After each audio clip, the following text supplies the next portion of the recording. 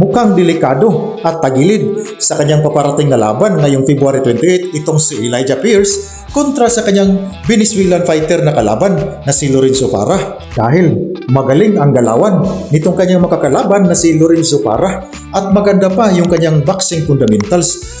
Sa pag-uobserba ko sa mga previous na laban nitong si Lorenzo Parra, mga katropa, ay mukhang ito yung kryptonite sa galawan nitong si Elijah Pierce, mga katropa. Bukod sa palagi pang mag-overextend itong si Elijah Pierce sa kanyang mga opensa, no? Matapos niyang bumitaw ng yung kanyang mga power shots, ay hindi agad nakafocus ito sa kanyang depensa na bagay na hindi niya pwedeng gawin dito sa kanyang makakalaban na si Lorenzo Parra dahil slicky na galawan ito, slicky fighter, marunong at magaling mag-timing ng kanyang counter-punching at ito yung weakness ni Elijah Pierce, mga katropa.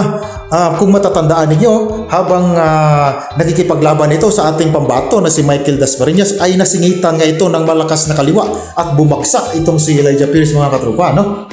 Subalit, dahil naman sa subok na itong durability nitong si Elijah Pierce, ay doon nakabawi at nagwagi pa rin sa laban kontra sa ating pambato na si Michael Dasmariñas, mga katropa. Subalit iba itong kanya makakalaban dahil masyadong technical itong si Lorenzo Parra at halos singlaki lang niya yung physical comparison ay hindi lang talaga matatalo itong si Lorenzo Parra. Pag idagdag pa natin yung skills level din nitong Venezuelan fighter ay maganda rin talagang galawan nito. So, unahin muna natin tingnan itong boxing statistics ni Elijah Pierce. Mayroon siyang 21 na panalo, 17 saka 21 na panalo ay tinapos niya by knockout. Mayroon din siyang 2 talo, walang tabla. Lumalaban sa featherweight division, yung knockout ratio ay 80.95%. 29 years old pa lamang sa kasalukuyan, southpaw ang boxing stance, mayroon itong tangkad na 5 foot 8 inches. Hindi nakalagay dito, mga katropa, kung ano yung kanyang reach. So diretso na lang tayo dito sa kanyang huling 3 laban.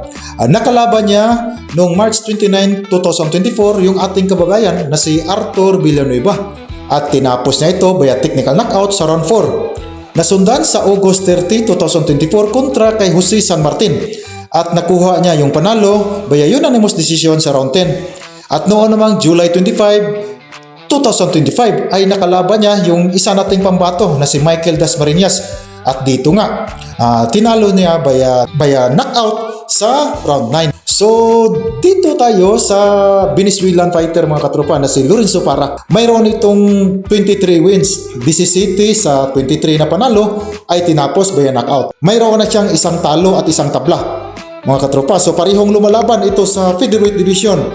Mataas din ang knockout ratio nitong si Lorenzo Parra, 73.91%. 31 years old sa kasalukuyan. So parehong pasok sa kanilang mga prime, mga katropa. So yung boxing stance nito ni Lorenzo Parra ay orthodox. 5 foot 7 inches ang kanyang tangkad. 71 inches ang kanyang reach. So yung huling 3 laban nitong si Lorenzo Parra ay no July 9, 2022 kontra kay Kendry Galvan at nakuha niya yung panalo via knockout sa round 2. Sa August 18, 2023 kontra naman kay Javon Woodard, nakuha niya yung panalo via split decision sa round 8. Sa August 15, 2025 kontra naman kay Umar Trinidad at nauwi sa tabla yung kanilang laban sa round 10, mga katropa, majority draw. So panoorin nyo rin yung laban, maganda yung laban niya kontra dito kay Umar Trinidad at iwan ko kung bakit nagresulta sa majority draw.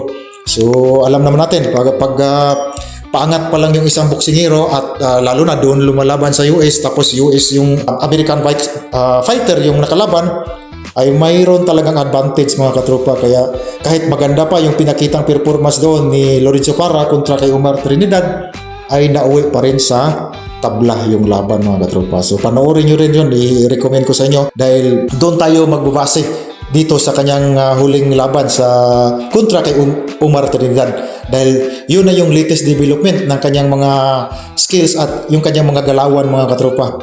So palagay ko sa aking breakdown, so unahin muna natin yung i-breakdown dito yung power comparison. Sa power comparison, mga katropa, di hamak halos pantay lang pero may diin pa rin ng konti yung mga suntok nitong si Elijah Pierce. Dahil magkaiba kasi yung style nitong dalawa mga katropa, opposite talaga masyado. Hindi masyadong anticipate ng knockout itong si Lorenzo Parra. No, yung galawan niya technical kaya hindi masyadong diin yung kanyang suntok dahil focus agad sa kanyang depensa mga katropa. Kaya isa rin sa ito naman kay Elijah Pierce, mabigat yung patama ng kanyang mga suntok kaya ibibigay natin ng lamang siya dito ng bahagya sa power comparison mga katropa. Sa pagpalagay ko 55 to 45% lang pabor kay Elijah Pierce yung power comparison dahil mas mabigat yung kanyang patama dahil hindi siya masyadong nagpo-focus agad sa kanyang depensa, tinutudo niya yung kanyang banat. Ito namang si Lorenzo Parra ay hindi ganon, no? Pagkatapos siyang bumitaw ng mga kombinasyon ay nagdidepensa agad ito, kaya malaki yung kanilang pagkakaiba.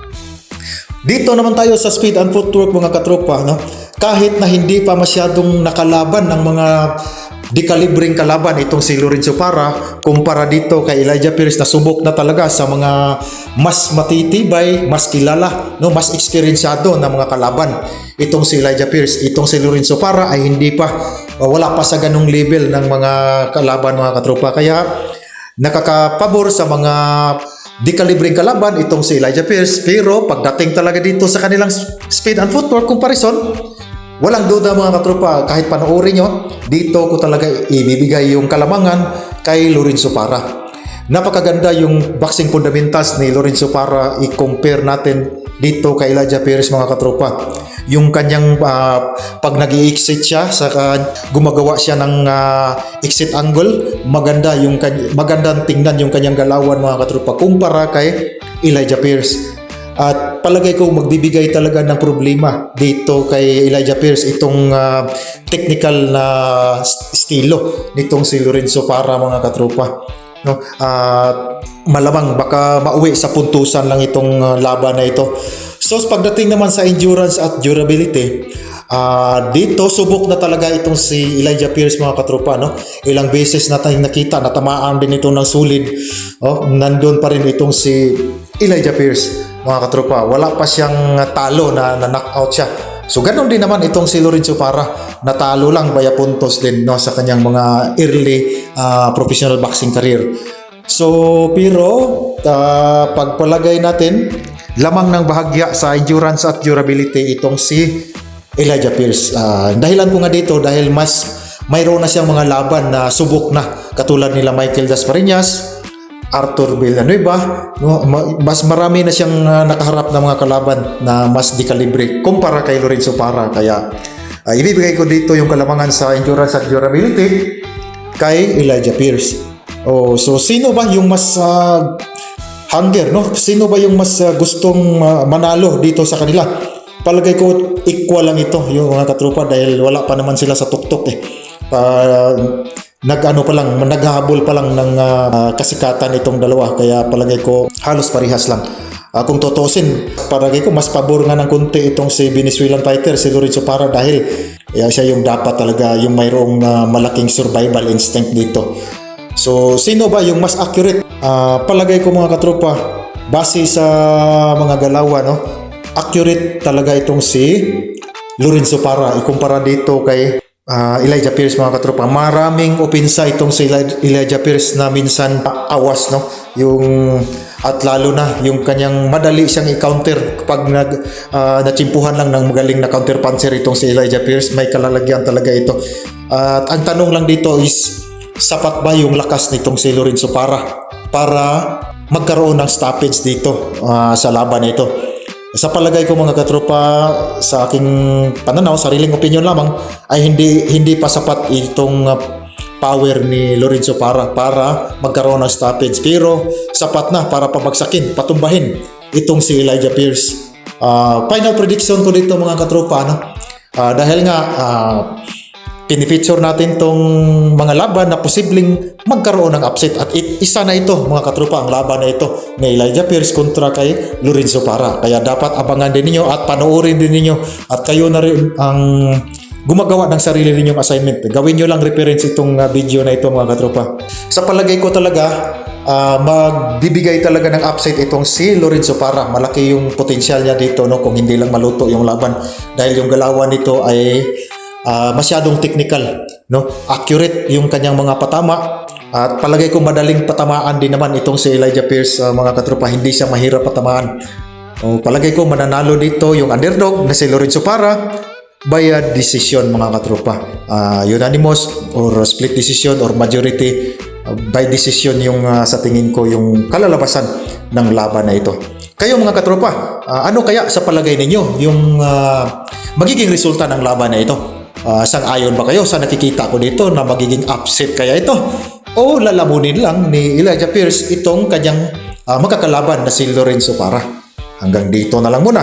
Hanggang sa muli. Paki-like and subscribe po, mga katropa.